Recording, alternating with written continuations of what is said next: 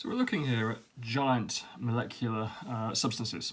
Now, the word molecule in the title, the word molecule here, as we covered in the last video and last couple of videos, the word molecule means covalently bonded. Okay, so recently we've been looking at simple molecules.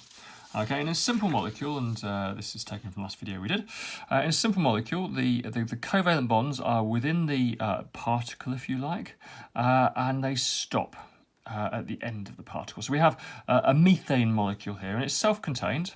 And here's another methane molecule, and there's 4 covalent bonds in that, and that's self-contained. And there's nothing joining these molecules together other than weak forces of attraction. And they're very weak forces of attraction. It means these molecules can be easily separated because they are not bonded together. And that's what a simple molecule is. It's a particle that is independent of the other molecules around it. The molecules are not joined together. That's the definition of a simple molecule. Now, some simple molecules can be quite large. This is a small simple molecule.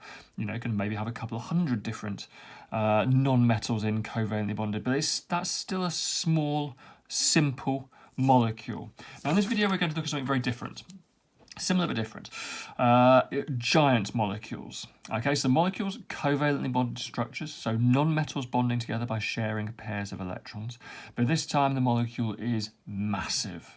Okay, now there's 2 examples we have to look at in the specification. There are other examples, and they are occasionally tested, but they're tested with the understanding gained and learned from these 2 examples here.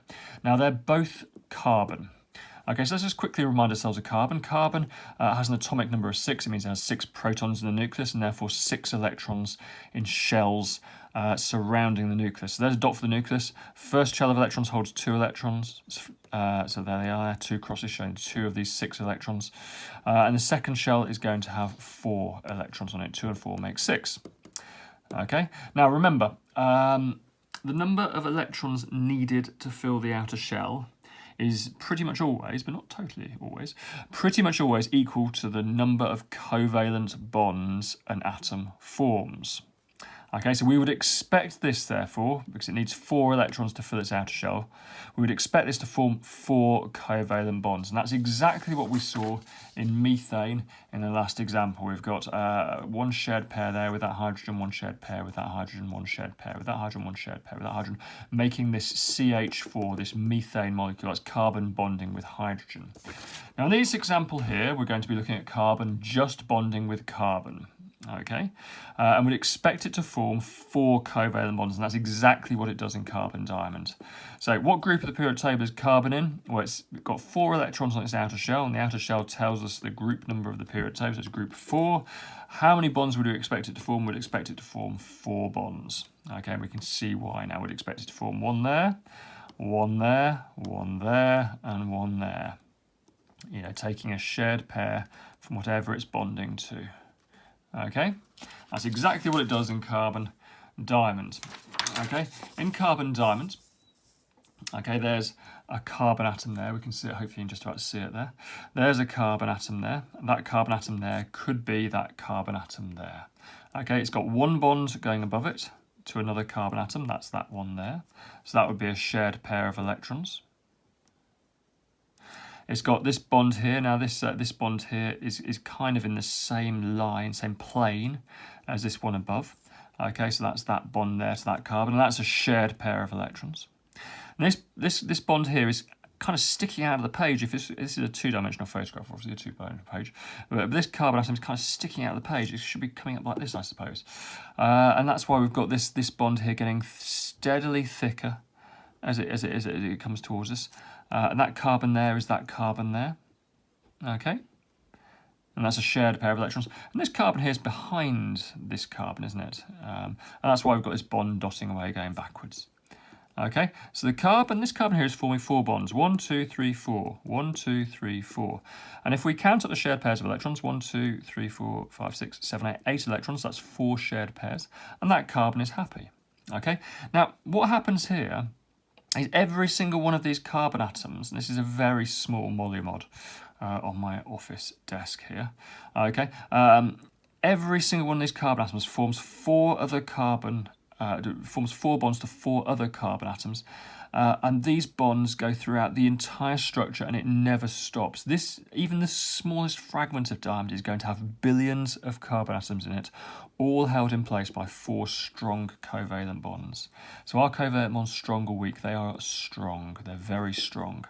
So explain whether diamond is at a high melting point or a high or low melting point. The answer is extremely high. It's got the highest melting point of any naturally occurring substance on the planet. Extremely high. Why? Okay, to melt it, okay, there's no forces of attraction here to separate. To melt it, you have to break 4 strong covalent bonds. This requires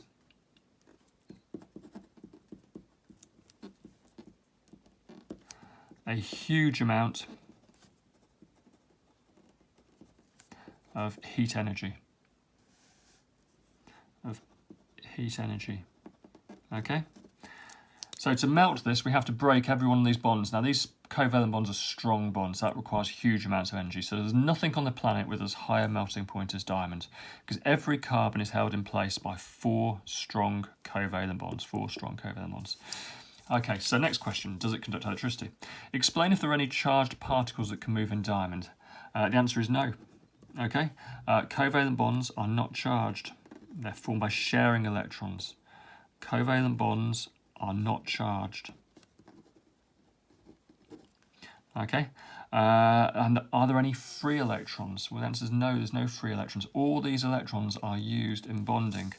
Okay, so no, there's no covalent bonds. There's covalent bonds not charged, and there's no free electrons. Remember, for it to conduct electricity, there has to be charges that can move. Okay, so there's no charged particles because the covalent is not charged, and there's no free electrons. So explain whether you would expect diamond to conduct electricity. The answer is no. Okay, because a current of electricity is a flow of charge. Now, a charge could be an ion or it could be a free electron. Okay, so we would not expect diamond to conduct. No, diamond does not conduct. Why does it not conduct? 1, no free electrons. And 2, no charged ions, no ions, no charged ions. Ions are charged by their very definition, but let's put the word charged in here just to reiterate the point. Okay, no charged ions. So diamond doesn't conduct, but it has a hugely high melting point. This makes diamond very useful to us. Obviously, it's used in jewellery because it glistens and it glitters and it sparkles and it looks extremely attractive to the eye. Okay, but it has other uses as well. It's used in drill bits and things like that. So the drill that drilled the Channel Tunnel was a diamond-tipped drill. Okay, why is it used in drill bits? Because diamond is so incredibly strong. It's the strongest material known to man. Okay, so use drill bits. Okay, as well as jewellery. Okay, why? Because it's very strong. It's very strong for the same reason it has a very high melting point. Because to break it, you've got to break 4 strong covalent bonds. So that's carbon diamond. Now the other one we have to look at is carbon graphite. Okay. Now in carbon graphite, something a bit peculiar happens. We said before down here, carbon wants to form 4 bonds. 1, 2, 3, 4. Well, in carbon graphite, it doesn't do that. That's a bit strange, I know. Let's just leave it there. Okay. But what you do need to know is in carbon graphite, carbon forms 3 covalent bonds. Okay, now it does this in a 2-dimensional structure, a flat layer if you like. This paper is 2-dimensional, it goes up that way and it goes that way. Okay, so this carbon here is going to form a covalent bond to that carbon, and that covalent bond is going to form, carbon is going to form a covalent bond to that carbon, and that carbon, like so. And what we end up with is a 6-membered hexagonal ring. Okay, now this carbon here is going to form a covalent bond to that carbon, and that one's going to form a covalent bond to that carbon, etc. And what we end up with are these 6-membered rings interlocking. So if we now look at that carbon, it's forming 1, 2, 3 bonds. Okay, this carbon here is going to go to that one, and it's, once you get the hang of drawing these, it's actually quite relaxing. And you can knock them out quite quickly, and you end up with these 6-membered ring structures like so. And these go on forever and ever and ever and ever. Okay, because even the smallest amount of carbon graphite, okay, has billions of carbon atoms in them. And this is another giant molecular structure. Okay, now this is just one layer, but there are many layers. Let's just put a dotted line here. This dotted line is just a line of symmetry. It's not a bond. It's not a bond because these layers are not bonded to each other.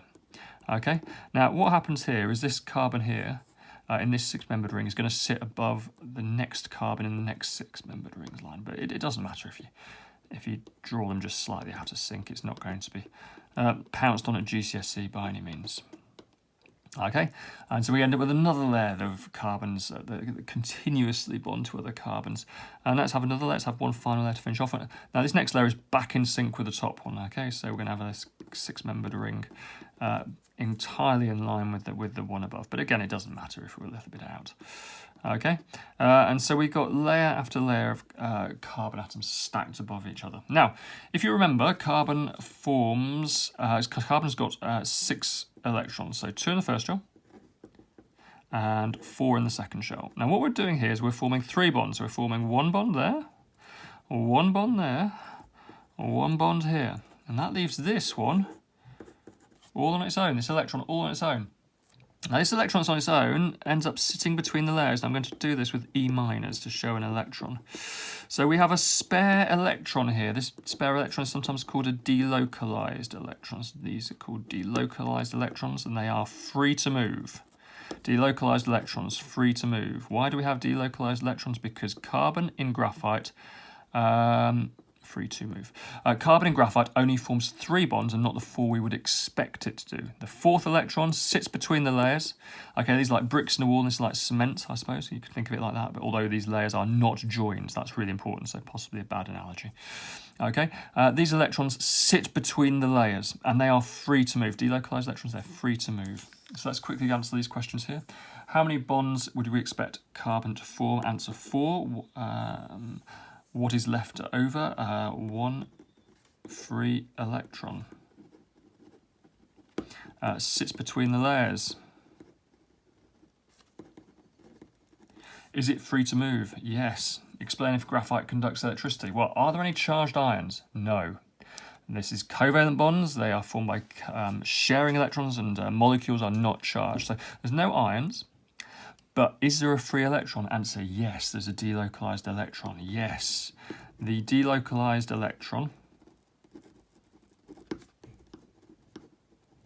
is free to move. Why do we have a delocalized electron? This electron exists. This electron is delocalized because carbon only forms 3 bonds in graphite. Okay, so uses of graphite. Graphite uses. Used as electrodes because the carbon will conduct electricity. It's the only non-metal to conduct electricity. It's also used as a lubricant. Why? Why is it used as a lubricant? Because these layers are not joined and they can simply slide off each other. Okay, lubricants. Why? These layers are not joined. So the layers can simply slide off one another. Now you may be thinking yourself, I can't get my head around that at all. Well let's try it this way, because I think maybe makes more sense. Well, I've got a pencil here. Now pencils are wood on the outside, but then they have a lead in the middle. Called lead because the original pencils had lead in the middle. But of course, as we all like to put a pencil in the mouth and chew it occasionally, lead is of course toxic and it's not great for you. So the lead was very quickly replaced, and it's actually been replaced with graphite. So that grey bit in the middle is a long thin bit of carbon graphite running right the way up through this pencil.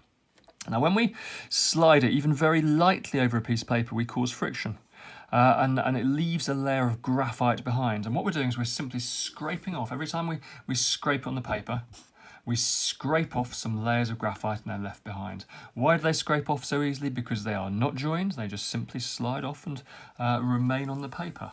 Okay, and that's why graphite can be used as a lubricant.